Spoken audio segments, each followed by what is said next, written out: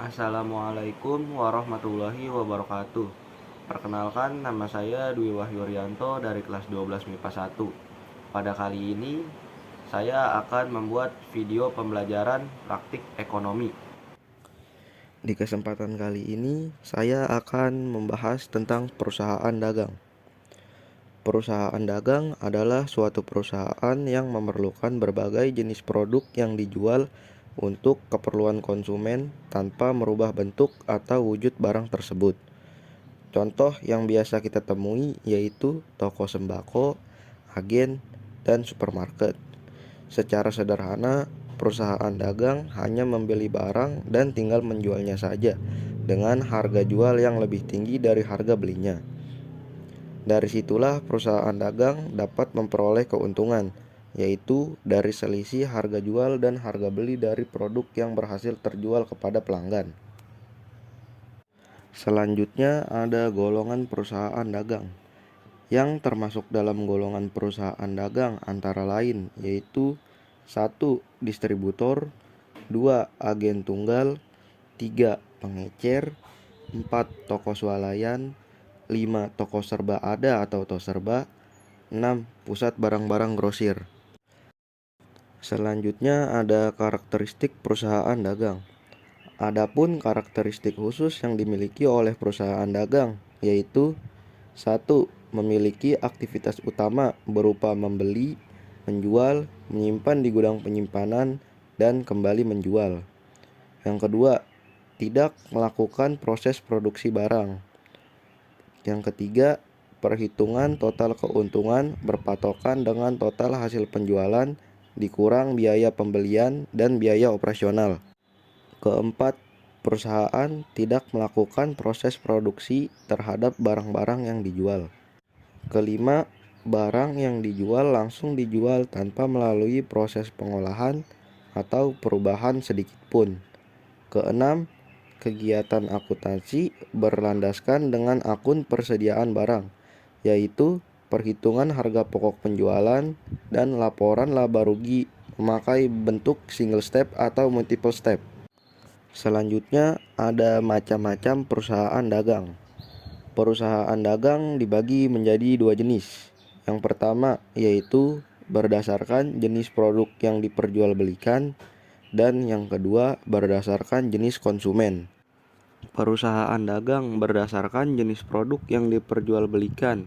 Yang pertama ada perusahaan barang produksi, yaitu perusahaan yang memperdagangkan produk berupa bahan baku atau raw material sebagai bahan dasar pembuatan produk atau alat-alat produksi untuk menghasilkan produk lain.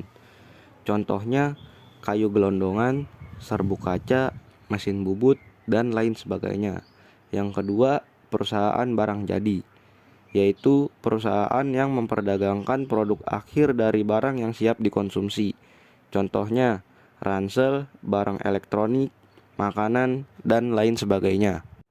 Selanjutnya ada perusahaan dagang berdasarkan jenis konsumen. Yang pertama, perusahaan dagang besar atau wholesaler, yaitu perusahaan yang secara langsung membeli produk dari pabrik dalam jumlah besar dan dijual dalam volume yang besar pula.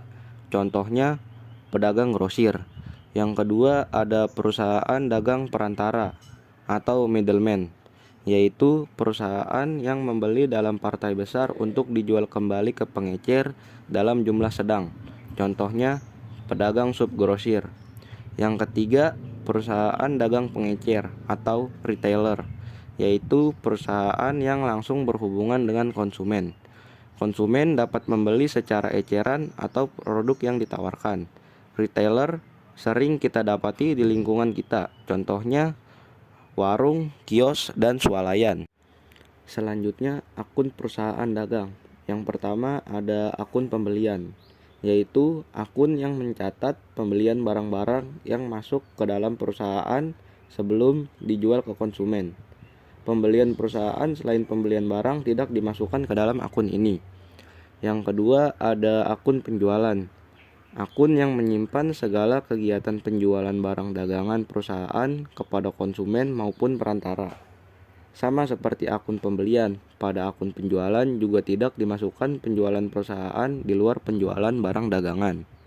Yang ketiga ada akun persediaan, yaitu bagian dari akuntansi perusahaan dagang yang menyimpan data mengenai jumlah persediaan barang selama periode tertentu. Yang keempat ada akun potongan tunai, yaitu akun yang diperuntukkan sebagai penggunaan pemberian diskon atau potongan harga yang diberikan oleh penjual kepada konsumen karena telah membayar barang dengan tunai langsung ketika transaksi terjadi. Yang kelima ada akun potongan pembelian, yaitu bagian dari akuntansi perusahaan dagang yang mencatat potongan harga yang diberikan oleh produsen kepada perusahaan dagang karena telah membayar dengan tunai atau membayar lunas dalam jangka waktu tertentu. Yang keenam, akun retur penjualan, yaitu akun yang digunakan untuk menyimpan dan menganalisa data mengenai barang yang sudah terjual ke konsumen, namun dikembalikan kepada perusahaan karena kondisinya yang tidak baik atau cacat dan tidak sesuai dengan pemesanan. Yang ketujuh, beban pemasaran, yaitu beban yang digunakan untuk semua yang ditanggung oleh perusahaan dagang untuk menjual barang-barang persediaan hingga sampai ke tangan konsumen. Yang kedelapan, utang piutang. Fungsi akun ini adalah untuk mencatat pengembalian atau retur sebagian barang yang sudah dibeli maupun dijual karena terdapat kecacatan, kerusakan, atau tidak sesuai pesanan. Akun retur terbagi dari dua jenis, yaitu retur pembelian dan retur penjualan. Selanjutnya ada kegiatan utama perusahaan dagang. Berikut ini penjelasan mengenai apa saja kegiatan utama yang dilakukan perusahaan dagang. Yang pertama ada pembelian. Dalam kegiatan ini, trading company membeli berbagai jenis kebutuhan yang diperlukan perusahaan, seperti aktiva atau aset dan barang untuk dijual. Yang kedua, pengeluaran biaya, yaitu proses inti ini merupakan kegiatan perusahaan yang meliputi berbagai pengeluaran biaya terkait pembelian barang maupun jasa. Misalnya, pengeluaran biaya pajak, hutang, tenaga ahli, serta keperluan lain yang berkaitan dengan kegiatan usaha. Yang ketiga, penjualan. Kegiatan ini merupakan proses paling inti dari trading company. Melalui kegiatan penjualan, perusahaan dapat memperoleh keuntungan untuk kemudian diputar kembali guna membeli dan memelihara stok barang. Yang keempat, penerimaan uang. Proses inti yang terakhir dari perusahaan ini adalah kegiatan penerimaan uang, di mana perusahaan menerima sejumlah uang dari berbagai pembayaran dan pelunasan. Selanjutnya, tahapan akuntansi perusahaan dagang. Yang pertama, mengidentifikasi transaksi jurnal. Yang harus dilakukan dalam siklus akuntansi perusahaan dagang ialah mengidentifikasi semua transaksi perusahaan dan melibatkan semua akun. Yang kedua, menyusun jurnal khusus. Penggunaan jurnal khusus seperti ini bertujuan untuk mengefisiensi waktu, biaya, dan tenaga. Yang ketiga, menyusun buku besar pembantu. Buku besar pembantu ini disusun untuk mencatat satu data akun secara rinci, yang kemudian digunakan sebagai acuan dalam penyusunan neraca saldo perusahaan dagang. Yang keempat, mencatat di buku besar. Perusahaan dagang akan memindahkan data dari jurnal umum dan jurnal khusus ke dalam buku besar. Data dalam buku besar ini berfungsi sebagai sumber informasi pembuatan dokumen selanjutnya. Yang kelima, laporan HPP.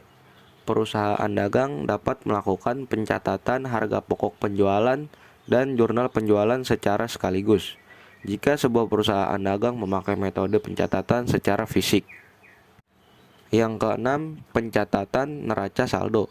Pencatatan neraca saldo yang terdapat dalam buku besar.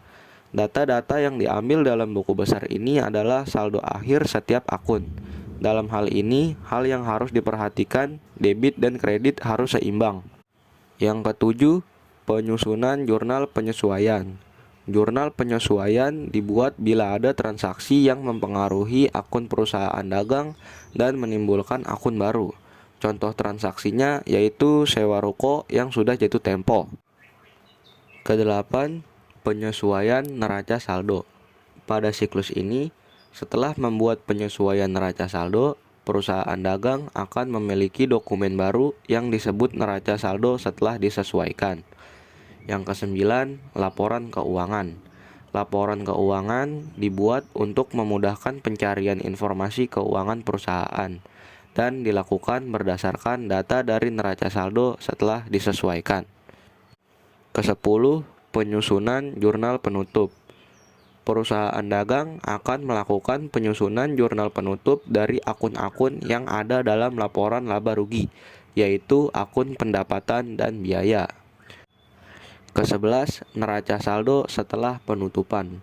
Dalam tahap ini merupakan penyesuaian antara jurnal penutup dan neraca saldo. Bila ada data akun-akun yang berubah, maka akan dilakukan pencatatan ulang akun-akun yang berubah tersebut. Yang ke-12, penyusunan jurnal pembalik. Penyusunan ini hanya dilakukan bila ada kondisi tertentu yang mengharuskan perusahaan dagang mencatat akun tertentu. Misalnya, jika ada transaksi pendapatan yang diterima di muka. Nah, itu saja penjelasan tentang perusahaan dagang dari saya. Kurang lebihnya mohon maaf. Wassalamualaikum warahmatullahi wabarakatuh.